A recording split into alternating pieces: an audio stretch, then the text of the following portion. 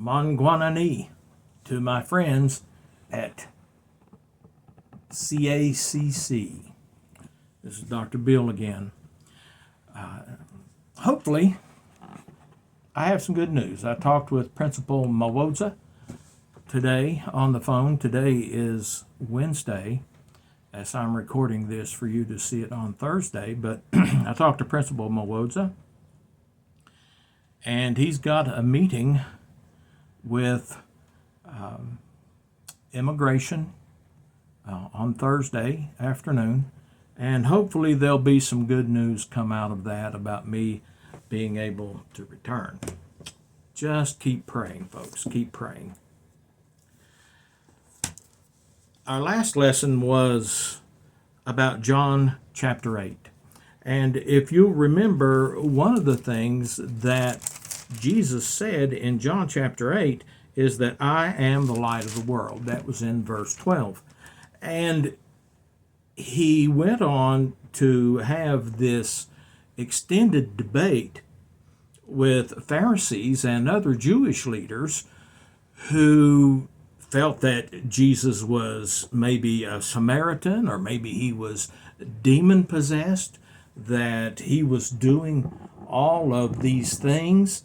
And Jesus just come right out and told them, it's because you follow your father, the devil, that you don't follow me. In other words, they were in darkness, and Jesus was the light of the world. Well, as we go into chapter 9, we're going to see that animosity still remains between Jesus and the Jewish leaders. But this time, it's about a story of a man who was born blind. And Jesus healed this man who was born blind. And in the end, Jesus again talks about spiritual darkness or spiritual blindness. And Jesus, remember, is the light of the world. So in John chapter 9, verse 1, we are introduced to this man who is born blind. The major characters in the beginning are Jesus's disciples. We're here assuming it's the 12, Jesus himself, and later on, this man who was born blind. So chapter 9, verse 1 says, as he went along, he saw a man blind from birth.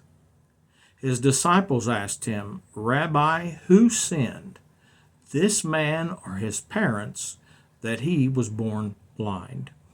So I guess we need to talk about the location of this particular scene in the Bible. Remember, Jesus is in Jerusalem. He's gone there for the Feast of the Tabernacles. So this is in the northern hemisphere, the autumn of the year, probably October, around in there. Passover of the next year, Jesus will be crucified. So these are some of the last months in Jesus's life. And he's gone to Jerusalem. The festival is over. The tabernacle festival is over. And it says that as they went along, he saw a man blind from birth. And the Greek behind this, from what I understand, where Jesus saw a man, it seems to relate the idea of not just Jesus happened to see him, but that Jesus was watching a man who was blind from birth. Not just glancing at him, not just happening to see him, but Jesus was watching him. And the disciples come up with this theological question. Who was it that sinned? Was it this man who was born blind? Or was it his parents? I mean, after all, he was born blind. Well, Jesus is there to do something. He's there to heal that man. And the disciples are wanting to have some kind of a theological argument about what's wrong or who did the sinning. I think sometimes we fall into that situation where we want to debate about what caused something, what sin caused something, instead of getting in, rolling up our sleeves, and trying to do something about it. Now, we don't have the healing powers that Jesus did. We can't give sight back to a man who was born blind, but we could do something. And the same thing's true of the disciples here. They could have done something to help the man instead of standing around wondering whether or not he sinned or his parents sinned. Well, Jesus tells them in verse 3, neither this man nor his parents sinned, but this happened so that the work of God might be displayed in his life. As long as it is today, we must do the work of him who sent me. Night is coming when no man can work. While I am in the world, I am the light of the world. Here Jesus repeats this idea that he introduced to us in John chapter 8, that he is the light of the world. And he tells them plainly, it wasn't anyone's sin that caused this man to be born blind. This man was born blind so that the work of God could be displayed in his life.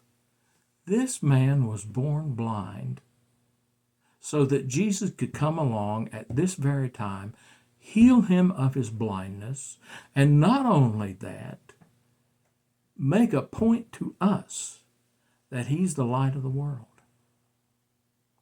We can say that Jesus had this man born blind for our benefit, so that we could see the work of God displayed in his life.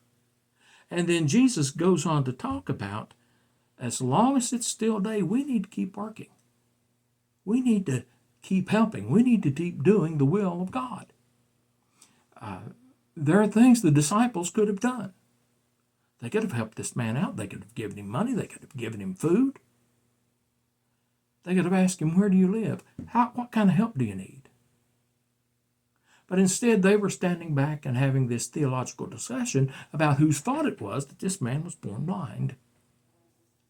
Jesus said, we need to work while it's still night, still light, because night is coming. And Jesus said, I am the light of the world. Well, having said that to his disciples, he spit on the ground and made mud with saliva and put it on the man's eyes. It doesn't sound very pleasant, but that's what he did. Jesus spit on the ground, and he took the spittle and the dust, and he made mud, and he put it on the man's eyes. He says, go, wash in the pool of Siloam. And John tells us that the word Siloam means sent. So the man went and washed and came back seeing. So you see, Jesus sent this man to a pool called Sent. The pool of Siloam is a pool that archaeologists have recently discovered in Jerusalem. It's a kind of an odd-looking pool. It's long, but narrow. It's made out of cement, and it's in a low elevation. And so you have to take a very long staircase down to this pool. But it's thought that the pool of Siloam was a pool where people went and did ceremonial washing before they went up to the temple to worship and make their sacrifices. And so Jesus sends him there to wash. And when he did, it said he came home seeing. Verse 8 says, his neighbors and those who had formerly seen him begging asked, isn't this the same man who used to sit and beg? Some claim that he was. Others says, no, he only looks like him. But he insisted, I am the man. So how then were your eyes opened? They demanded.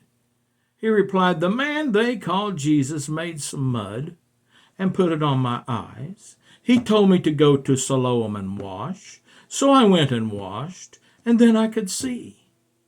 Where is this man? They asked him. I don't know, he said.